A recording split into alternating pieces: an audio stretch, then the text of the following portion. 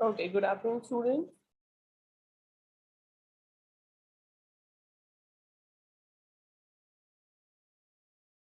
I'm sharing the screen. We are going to study thermal pollution and water pollution. We studied yesterday. So today we will look at noise pollution, thermal pollution, and very important topic of solid waste management.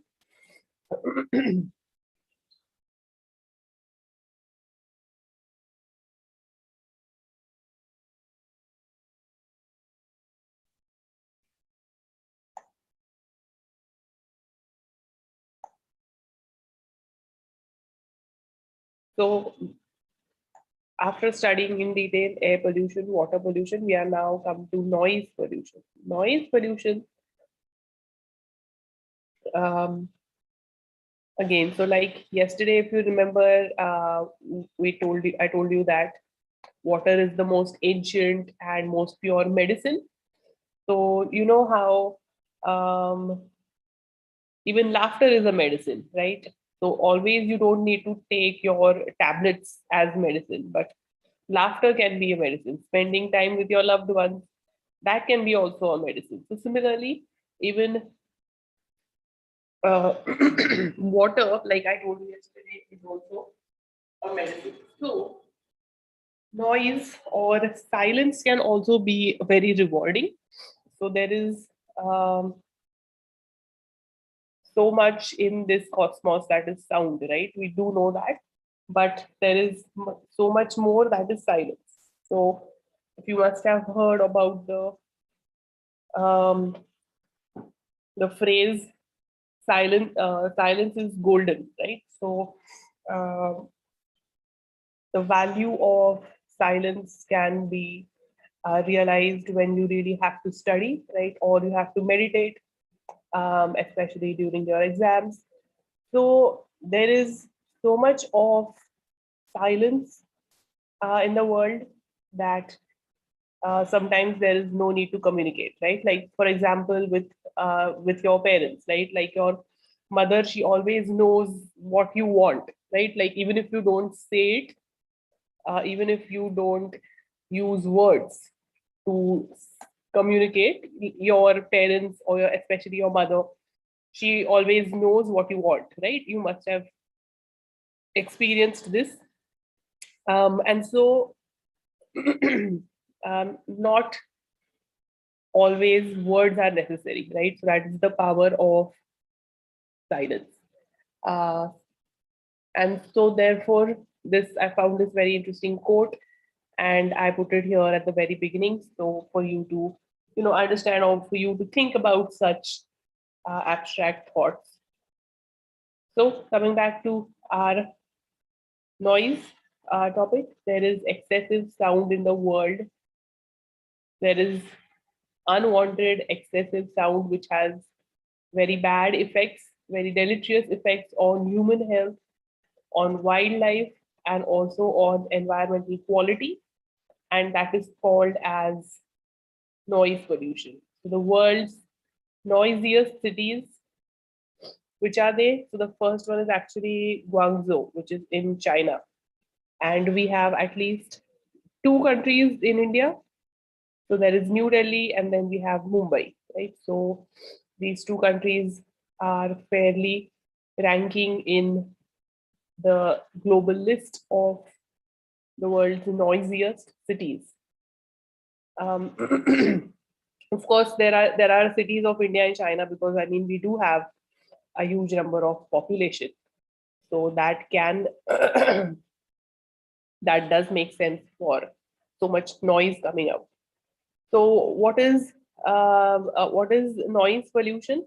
It is any unwanted sound which is considered as noise, right?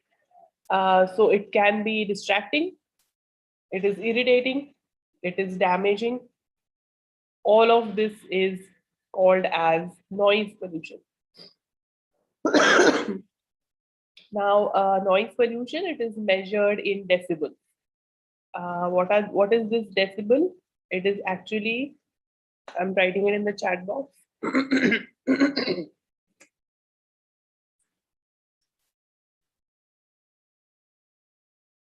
So it's decibels, but it's actually from Alexander Graham Bell. So they have used Bell's surname and they have added Deci word to it. So it is decibel. Alexander Graham Bell, everyone is aware of him. So they named it in his honor, right? So that is called as the unit for measuring sound or noise is called as decibels. So noise is measured in decibels. Noise is recognized as a major threat for human beings. There are different types of noises. So what are they? There is a continuous noise.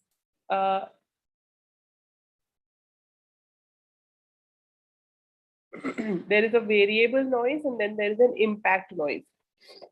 So continuous noise the source of that is from industries. Variable noise, it can be seasonal. There can be noise during particular time of the day, or it can be during particular months of the year. And then finally, there's impact noise, which is just very, very rare. Like, for example, the bursting of a volcano, or even some wars, right? Like, for example, now because of the Russia-Ukraine war, they have actually put bombs. And so a bomb is an example of impact noise. So continuous noise is all the time present. Variable, it is seasonal, it changes, its frequency is not fixed. And then the last one is the impact noise. Okay. All the three are dangerous. All the three are equally also damaging. Now there are some limits, right? So, we have a Central Pollution Control Board.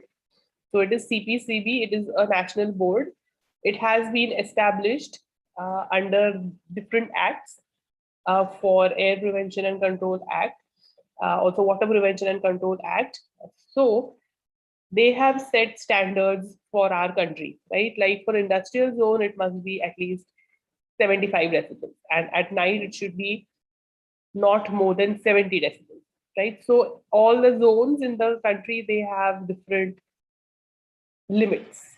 There is a silent zone, which is of course near hospitals, near uh, schools, then residential zones, commercial and industrial zones, right? So the activities have been clearly defined, they have been clearly separated from each other so as to have a differential sound limits according to each activity. Okay. Now, what are the sources of noise pollution? Why does noise pollution happen? So there are two sources of noise pollution. The first one is called as a natural source, and the other is a man-made source. In the natural sources, you have thunderstorm, earthquakes, waterfall, and of course sea waves, right? So these are all the natural sources. Has anyone watched this movie called The Quiet Place?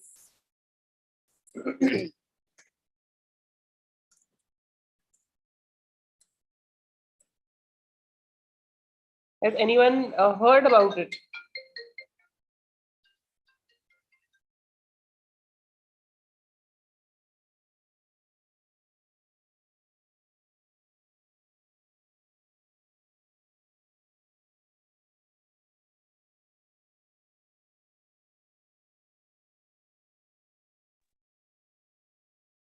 So do watch it. It is,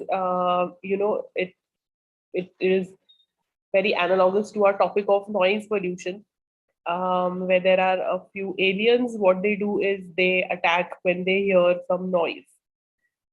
So, of course, it's fantasy based, but it does highlight the need for uh, the importance of having a calm and noise free life.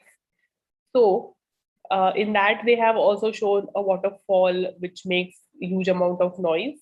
And so you will be able to, better relate to it, right? If you do watch that. Of course, our audiovisual modes of learning are also useful for us.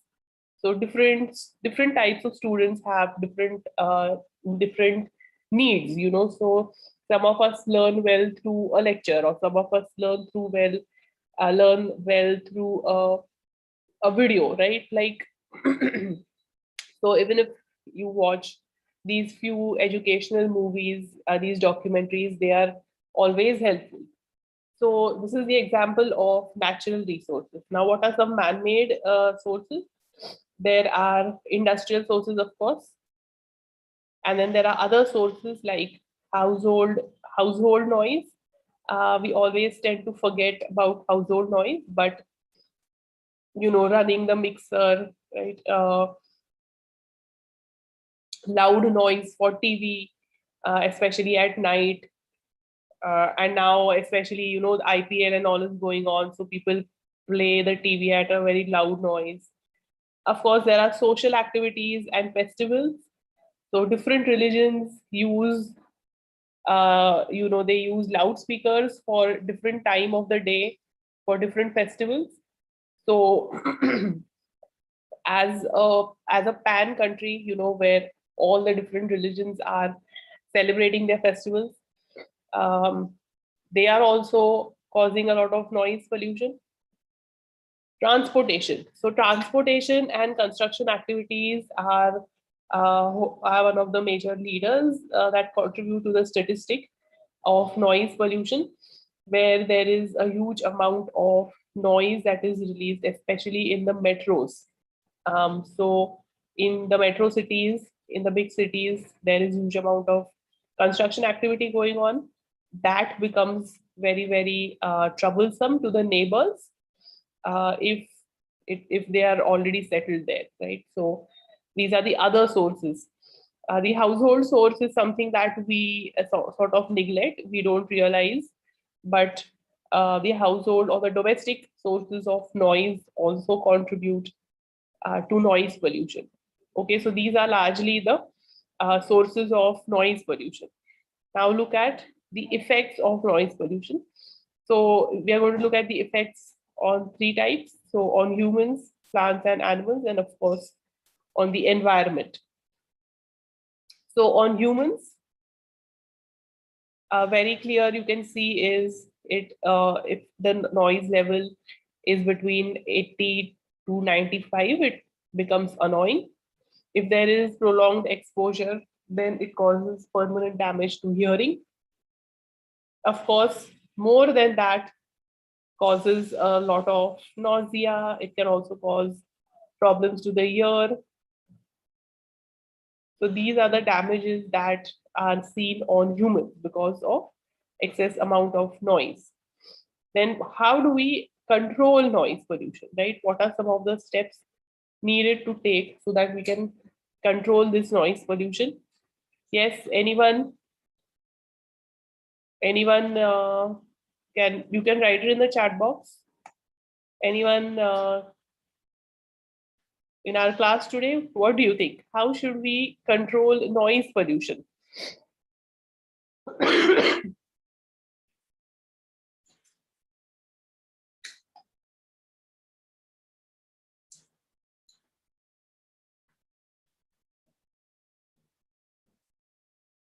Yes, any examples?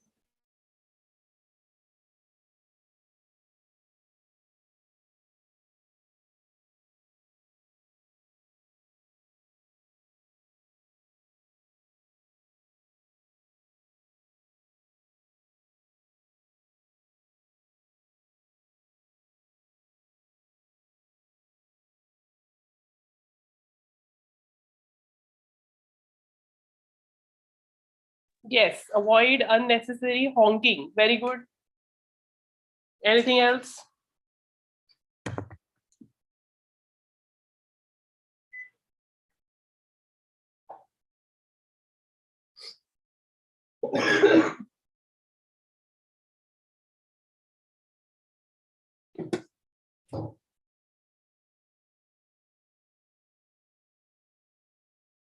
Yes, it has to come from you.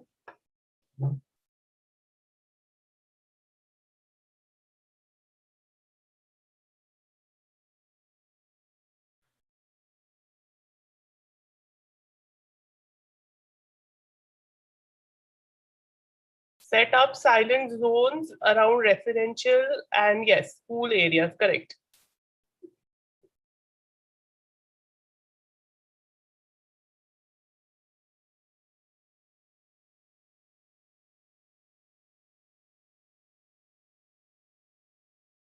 What about others?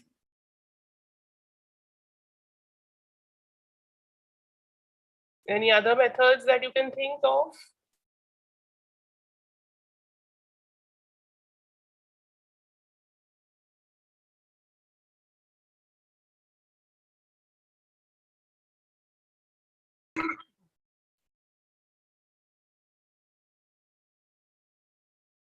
Yes, keeping the DJ voice levels maintained as told during celebrations. Yes, so during celebrations, whatever regulations have been imposed by the government, we must follow them.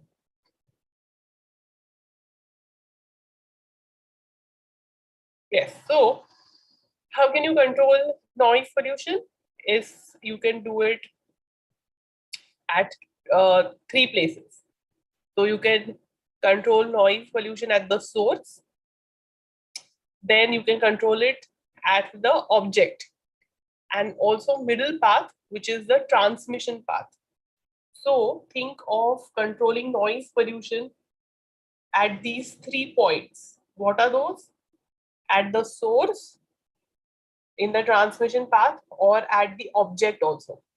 Okay, so what can you do is at the source, you improve the design of the equipments, of the machinery in the industry.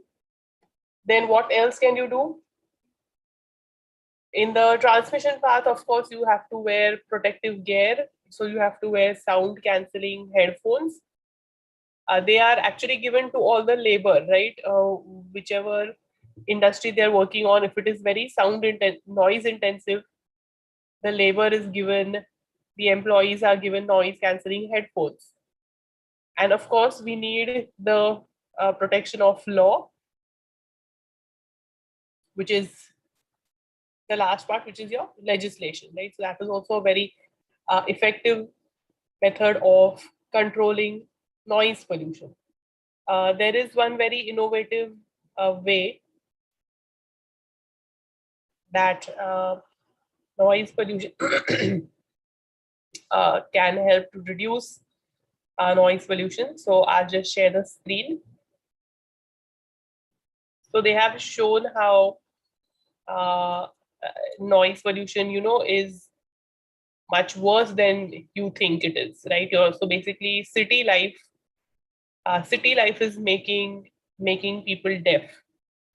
So this is just one case study of New York, which of course can be applied to all the cities in the world because major noise pollution comes from the city life, right? The urban settings.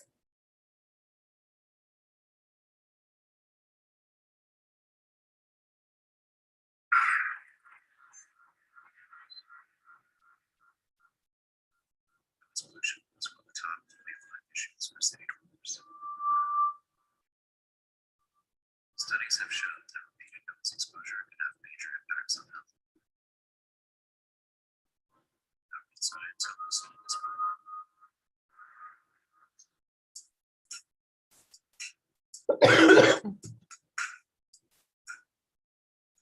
Abolition is programmed humans to be aware of sounds as possible sources of danger. Noise, or unwanted sound, is implied whose effects on health and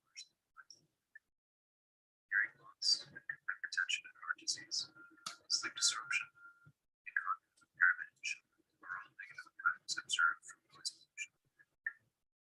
In cities like New York, noise from traffic and construction cause average straight readings of 73 decibels. This is one of the northeast of the air of 55 decibels. Some solutions that can help reduce noise in cities in the longer term include car cars and subway cars. Once requiring exhaust systems of motorcycles, and directional sirens machine for non-emergency vehicle. For more immediate approach, a team of scientists from NYU with collaborators at Ohio State University have created a comprehensive research initiative to understand and address noise pollution in New York City and beyond. The project is called Sounds of New York City. Researchers started by capturing and analyzing sound clips around the city using specialized sensors. Each sensor contains a microphone attached to a small metal signal with a Raspberry Pi mini computer. This has yielded a huge amount of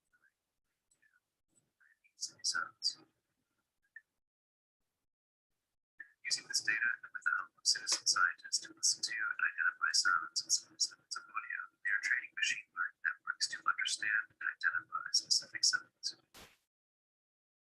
This machine listening technology will then recognize individual sound sources and produce statistical reports on sound levels and types. In addition, some citizens have been given apps to notify the project as they hear. This data will be compared with real-world physical labels to map and create a larger acoustic level of the city. Combining this data with predictive loops, the project plans to work with city enforcement officials to identify and mitigate noise. It's located in Seattle. Like,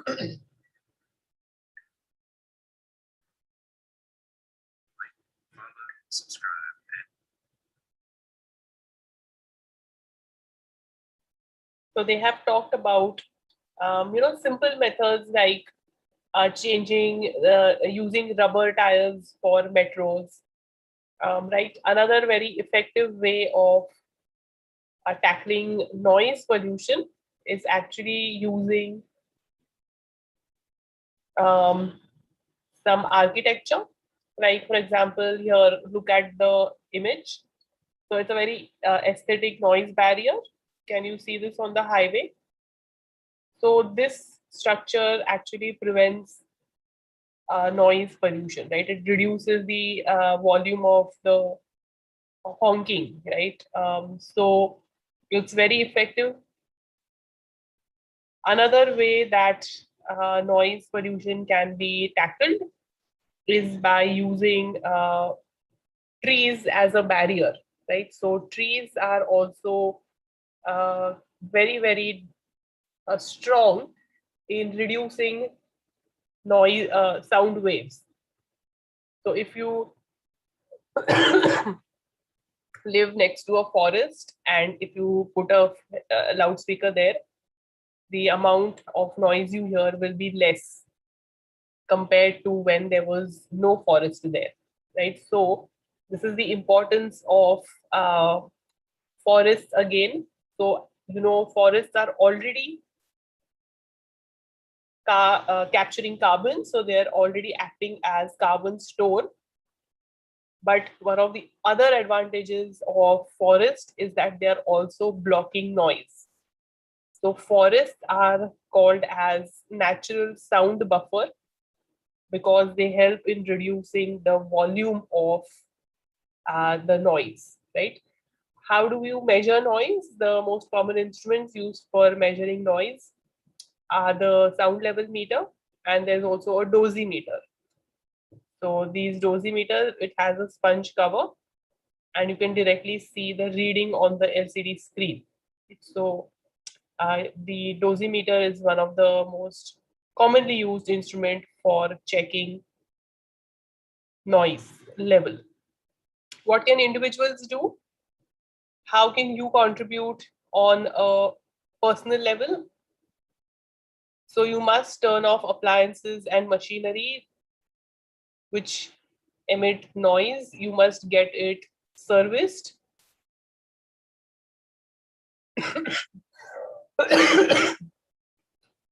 Then, of course, there must be barriers. So either aesthetic barriers or even trees. Using earplugs, you can also do that. Or physically separate yourself from the noisy area. More and more tree plantations.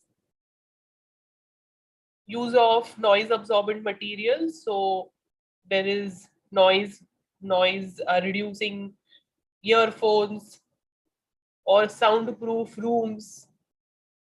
That is also one of the options, but of course it is an expensive technology. It's not affordable for everyone, but everyone can go and plant a tree. So now, especially in many parts of Maharashtra, and of course in many parts in our country, the temperatures are going to touch 45, right? I think they've already touched 45 in some of the regions, which is very, very worrying, right? Because it's just global warming. um, it's not good for human life, for plant life, animal life, and just the environment in general. So we need more and more trees. We need trees to provide us with shade, right? So this summer month is like an eye opener for us, because it really, really tells us the importance of trees. Even have you observed, in traffic lights, if there is a signal, right? So people, and if there are trees near the square in the signal, people will go and stop there, right? They will not stop in the sun. So that is the, again, importance of trees. So if we have more trees, then our temperatures will not be so huge. So 45, 46 is just too much. Okay. Uh, the other way that, again, noise pollution can be tackled is maintenance of machinery. So there should be regular maintenance of machinery in industry. There must be regular servicing so that they do not emit more and more noise. So again, this is a summary slide for you. What are the causes of noise pollution? What are the effects? And what are some solutions to that? Okay. So reduce sound in your space, turn off electronics. Electric cars. So electric vehicles are known to be quieter. If anyone has used an electric bike, you know that it's very, very silent, right? I mean, it passes next to you and you don't even realize that it just went. It is so silent. Has anyone observed that? Has anyone experienced that? Then, of course, plant more and more trees and create awareness about the issue. Okay, that is the case of noise pollution.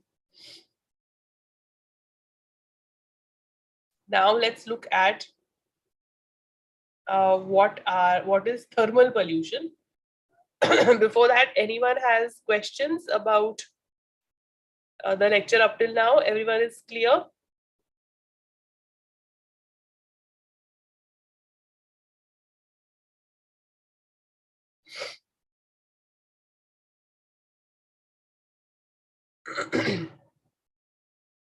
Okay, so let's look at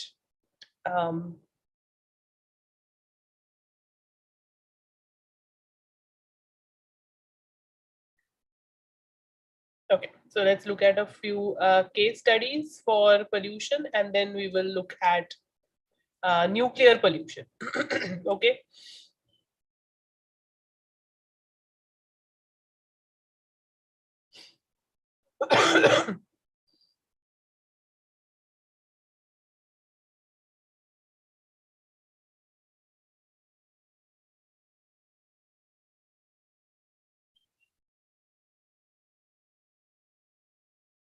Again, I found one very interesting quote. What does it say? Many people will never be bothered by air pollution. Why? Because they don't stop. Because they don't stop talking to take a deep breath. Right? So, there are people who talk a lot. They don't even stop talking and take a deep breath, which means they don't even stop to think about what they're saying, what are the important pressing issues that are going around us.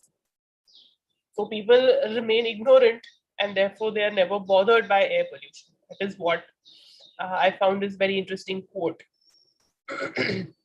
Now we are looking at a few pollution case studies. So the first case study is of the city of Minamata, which is in Japan.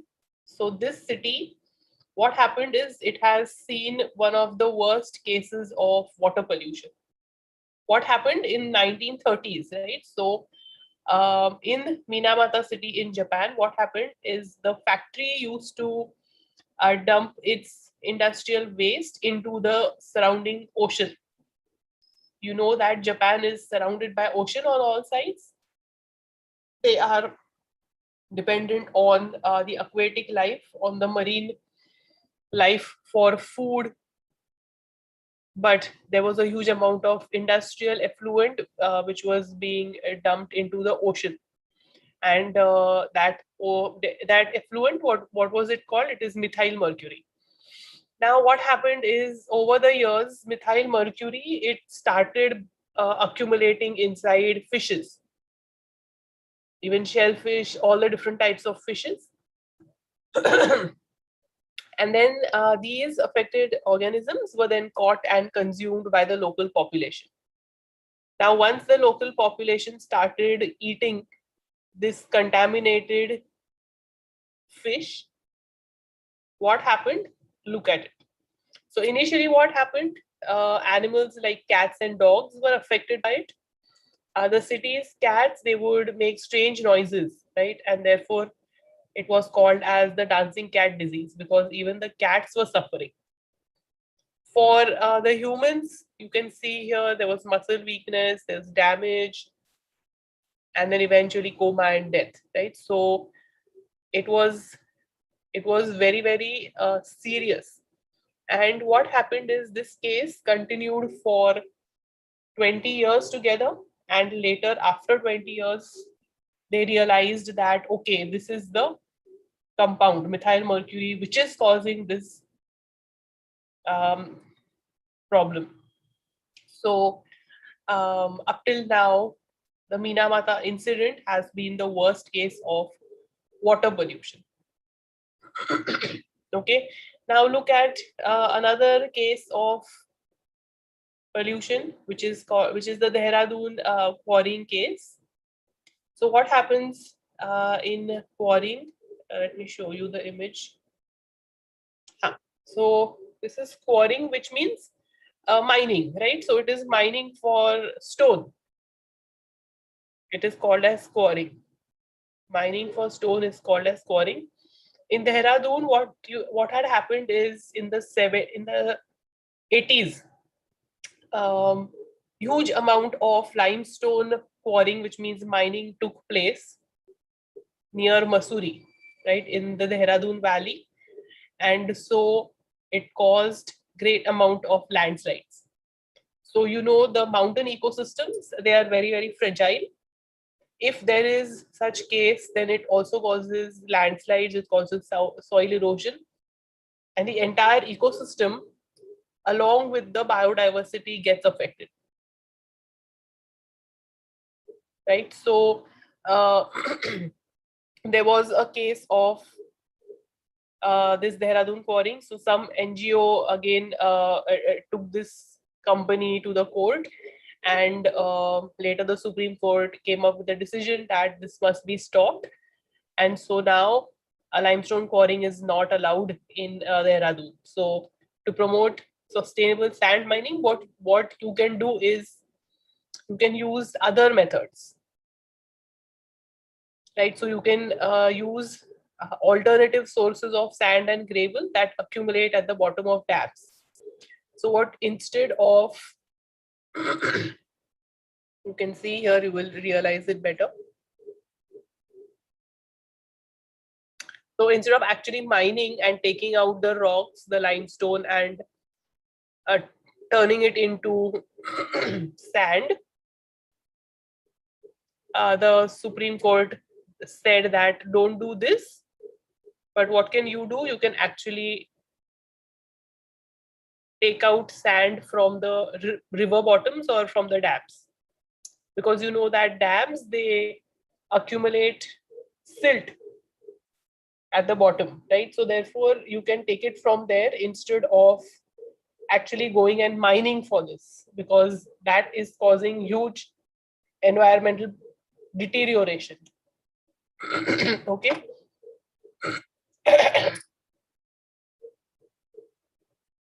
Now look at the third case study.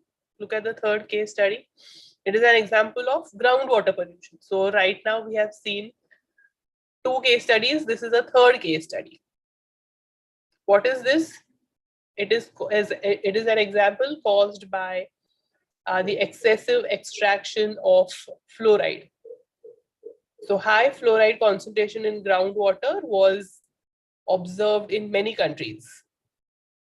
China, Sri Lanka, West Indies, Spain, Netherlands, Holland, which is Italy, Mexico, right? All of these places, the fluorine contamination of groundwater has already been reported.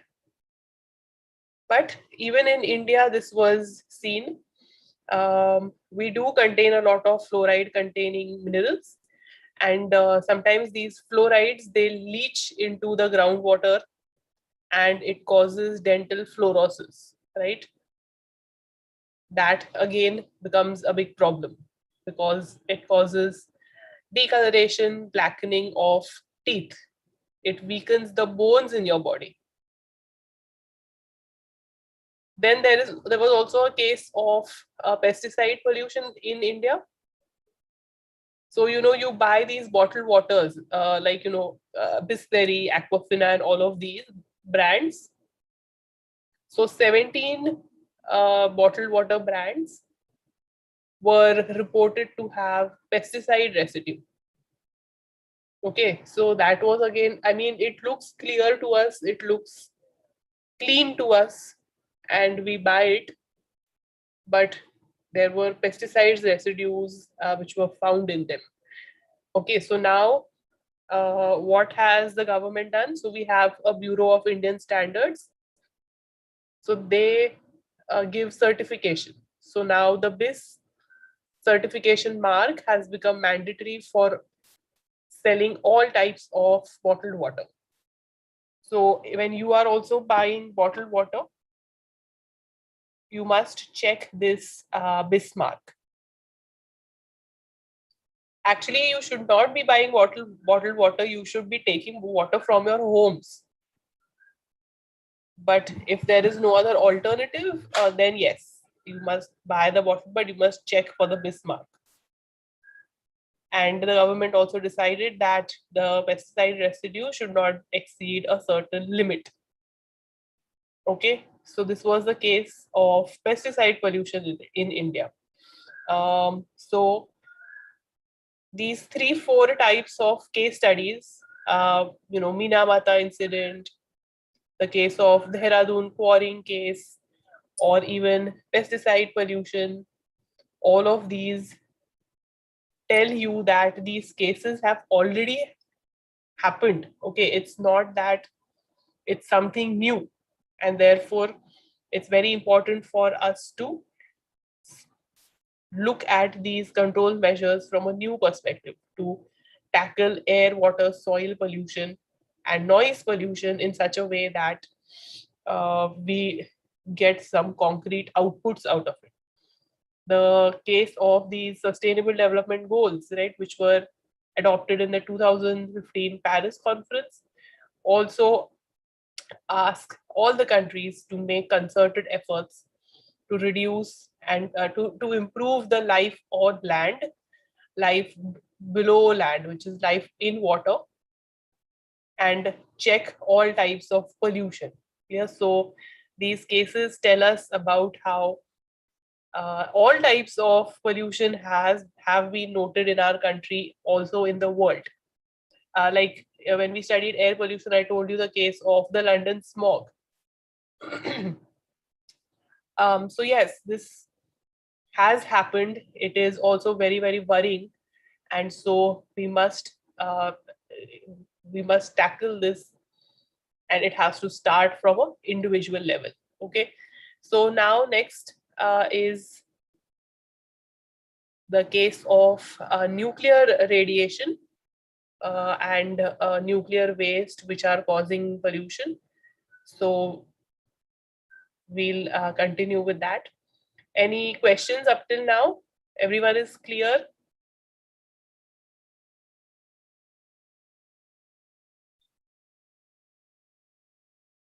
Yes, is everyone clear?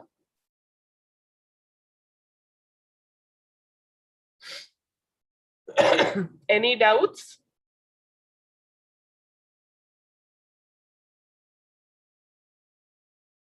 Okay, so let's continue with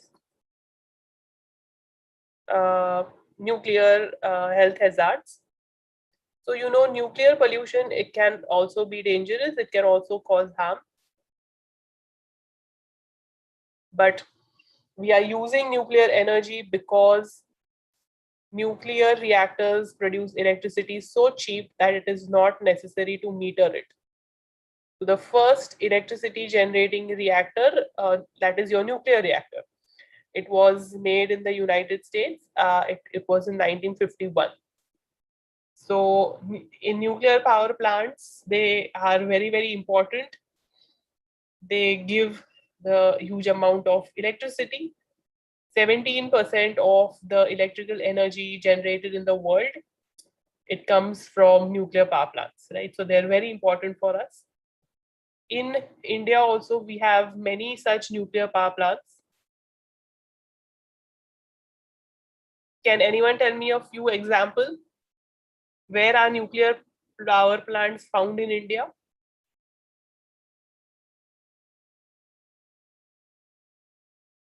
Yes, anyone? So for homework, find out the list, and we will discuss it in the next lecture. So what are some nuclear hazards, risks or dangers to human health or the environment because of radiation? It's called as a nuclear hazard. Okay, what happens is there is a release of radioactive material at the nuclear power plant, or sometimes there can be even transportation problems. Okay, so how can a human be exposed to radiation? There can be an internal dose directly from the site because the person is working there, or there can be external exposure. It can be through drinking water, or it can be through radioactive materials which are deposited on the ground. If that happens, if there is such an exposure, it also enters into the food chain. Internal dose from eating and drinking radioactive materials in food and water. Okay, so humans can get exposed to such radioactive materials, and it causes a lot of sickness, right? So, can you read here? Can you see this? It shows you exactly what symptoms are seen when humans get exposed to these nuclear radiations. It causes severe radiation sickness. There is nausea, vomiting, disorientation, blood pressure. If there is again a lot of hair loss, um, the most biggest problem with this is that it alters the DNA. It causes mutations, and it passes from one generation to another. That is why it is very, very risky. So how can radioactive pollution be controlled? If you spend less time around the radioactive source, if there's a greater distance from the source, then you of course have less radiation that is received. And shielding, so better shielding from the source, lesser is the radiation received. Okay. There are of course huge amount of accidents that were reported. So we have the Chernobyl disaster, there is a 3 Mile Island disaster, and there's a Fukushima disaster, right? So we will look at this in a bit detail. We will look at this in a bit detail. We'll continue with the next lecture. Before that, let's just finish with the attendance. I'm sharing the link in the chat box.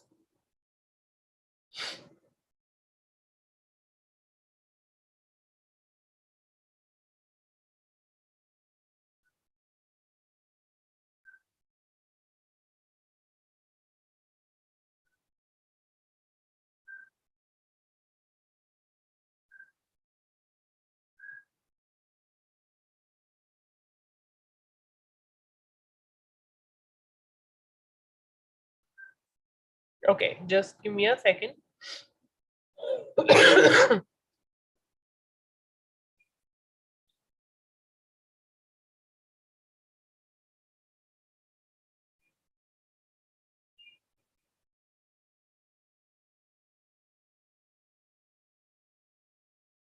Okay, so the link is on. Quickly, just everyone fill the attendance.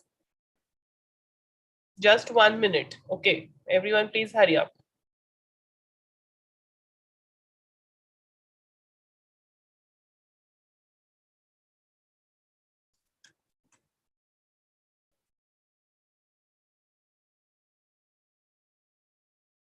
Link is in the chat box.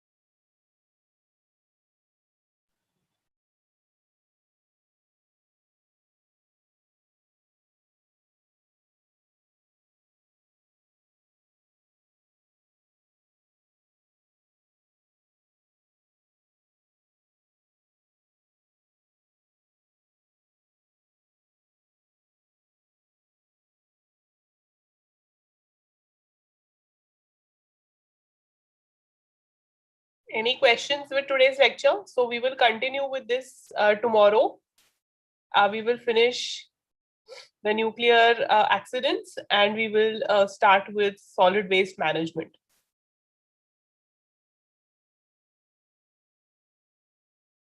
Any questions?